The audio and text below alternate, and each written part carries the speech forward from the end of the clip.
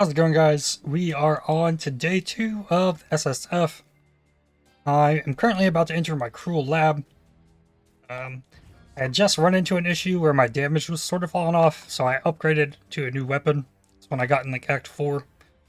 DPS says 1803. I spent an alch and like 2 chaos. On this one, upped it by about 50% more damage, 2700. So we should be moving along pretty nicely. Using Consecrated Path Totems, I dropped the Ground Slam, switched to a Consecrated Path of my own, with Life Tap, Fist of War, Melee Fizz. Got Conc Path, Melee Fizz, multiple Totems, and Earthbreaker. And I've thrown in a Flammability, and I'm going to get the full fire conversion off of this. And I dropped Pride, put in Herald of Ash and Herald of Purity. Herald of Purity doesn't really work super well, so I'm probably going to end up dropping that for like a Determination at some point. And something else I just did here. Yeah, I added a Searing Bond. So now I can summon these totems, drop a Searing Bond, and it will connect to them.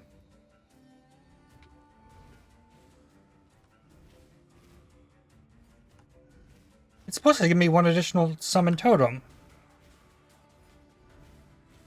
Okay, well, toying with the idea of using Searing Bond. And I got a Malachi's Artifice.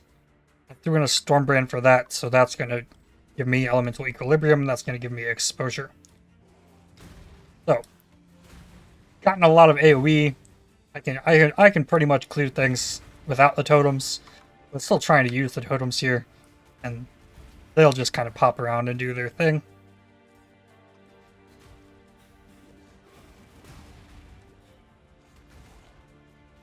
And it's gonna start getting better once I can get the full fire damage. Now I have to say, because I should be able to do this right. No, I need to kill. I want to proc this Scourge thing. I can't say that I've super been enjoying the way Scourge is working. I've been finding it really disorienting, especially on a zone where I'm clearing through a lot of stuff. There's like stuff will drop, right? And then it's like, okay, now I teleport across the map, and if I want to see what this stuff was I just dropped, I gotta go like look for it. I've been finding that really weird, and it's just like jarring to me. How it's like I have to loot that stuff, and then I'm gonna like get teleported back, and I'm just like constantly like shifting around, and my mini map's resetting itself, and it's awkward. So maybe the play is to like continually like open, just clear what's near you, and then close it manually rather than letting the timer run out on it. But I don't know. I can't say that I've been super enjoying it. I've been running it. I've been doing it. I'm getting decent levels. I haven't really gotten much that's been super worthwhile to have out of it. I'm pretty sure this. Oh my goodness! This dude had dropped 3 twins, 2.5x. Tonight. Running heist contracts. It's insane. Alright, so what do we got here? Let's run this out. I want to see.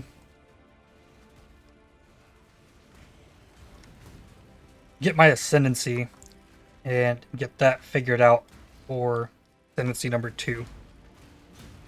And then I will see how far I can get. And I'll give an update once I hit maps later tonight. But it's pretty cool. I think this is going to work a lot better in maps once things get a little bit more hectic, more pack size. I've been trying to like really juice up the AoE. Because the totems move around, they have clear. I'm not super happy with where the damage is right now, but like passives and stuff will do a lot. Once I get up to like elemental overload, I'm pretty sure I'll be able to throw that in. which is going to mean I'm going to have to spec into some like accuracy and things. Oh. Running a stone golem as well. I haven't run a golem in a long time, but I think I'm going to be able to really juice the life regen on this character. So having the stone golem is really going to help with that, which will be cool.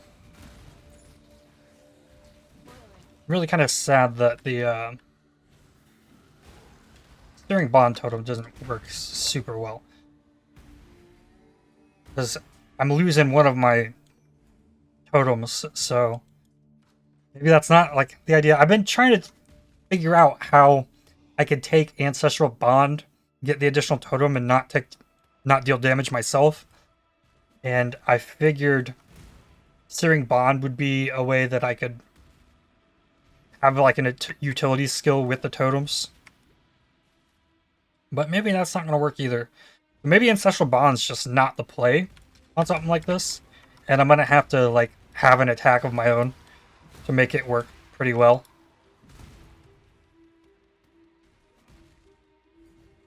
Ooh, fight number 2 here.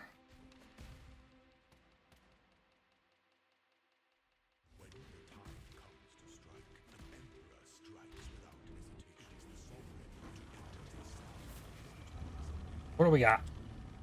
Curses. We're covering like the ground in Consecrated ground, so like reduce effective curses on me. I'm getting a bunch of life regen from the ground too, which is pretty cool.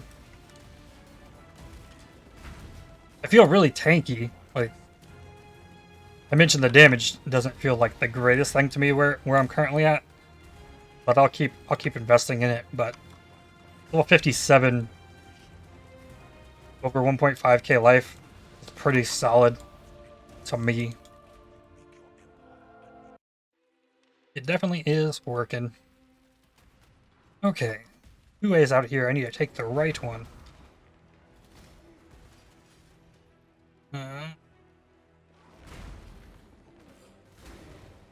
attack speed is very slow as well, but there is a node, a mace mastery, that if your attack speed is above 1 second, which currently I'm at 1.47 on these totems, I get a 12% chance to deal double damage, which sounds pretty awesome.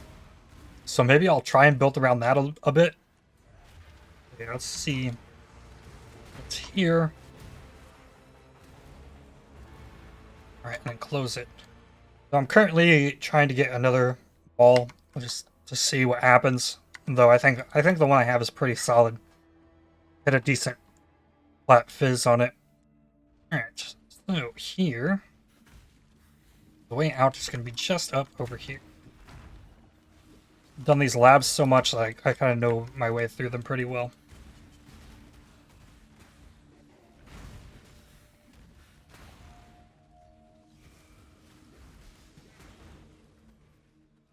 I miss the old seismic cry. Getting the big juice damage off of those. I put on an infernal cry, which I'm not gonna really like be able to use to its full benefit until I probably get my next lab and get the endurance charges on Warcry.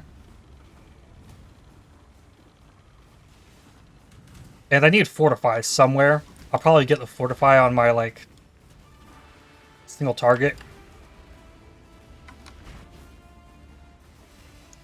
Ow. I'm not capped cold res, so that's probably why that hurt. 68% currently. And boom. Roll lab down. Take some stuff there. 3 chests. Ooh, more keys.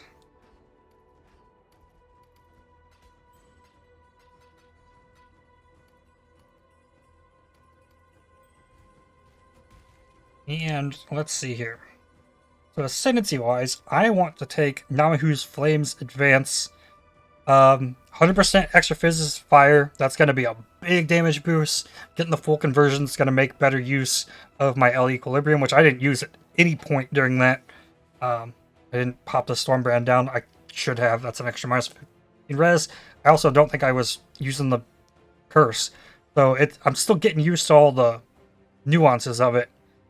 But yeah, I'm going to get Namahu Flames Advance in the next lab before maps. I'm going to get Valko. Yeah. What did that do to my damage? Didn't raise it. Okay, so we got to wait. Let's see. We get this every 10 seconds. Yeah, there it is. 5187. So it's like almost double the damage. That's huge. So that's going to be a big boost as well. We'll see how it looks in maps. Alrighty, throwing in my very first map. So I got an upgrade on a mace. I'm not super happy with this. Though it does have a lot of physical damage, it was a big upgrade for me. The attack speed on it, though, is pretty bad. So my Totem's attack time is 1.85 seconds. So it's probably going to be my biggest goal for tomorrow, is I want to upgrade the speed of this stuff. Though I am packing quite a punch, and it's quite satisfying to just annihilate this stuff. The Infernal Cry is great. Leap Slam Infernal Cry right before you land is an amazing way to kill stuff. Like, it's whoa, it's so cool. I love it. There's definitely something there, but I'm not building around that. Survivability's looking really good. I had to stop running the Scourges. I'm not gonna run it in this map either. It was just taking me too long to get through the story. I mean, this is my first map, and we're at 16 hours, 22 minutes played. And I can't say that I got anything super beneficial from running all that Scourge stuff except being over-leveled through the entire story. I got a couple, like, chromes, a couple armor scraps that I can use on corrupted items. Yeah, outside of just some extra alks, like, on some gear I can't, like, fix my resistances on or anything. Yeah, I think early on, I really don't know how valuable doing any of that was. But in all honesty, I was struggling more with the fact that it was just so disorienting and throwing me around all over the place. But way, I had a delirium in there, and I had popped my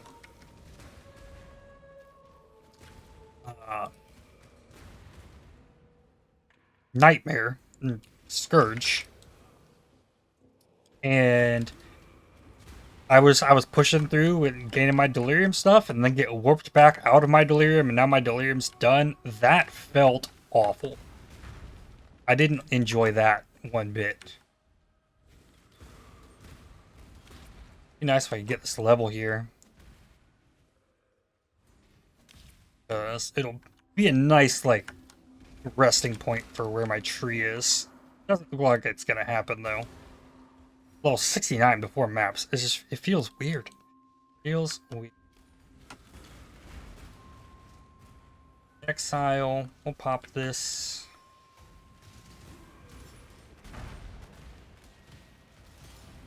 Exile doesn't want to take no damage. Alright, put these down. We drop this. We do this. We hit this. And then I smack two. I swapped the Fortify instead of the Fist of War. Wanted some extra survivability. I'm starting to get hurt by things. How many times have I died? 6 times? I actually thought it was just one, but no, I've died 6 times. There we go. I got a map done. I'll get this level before I make the POB.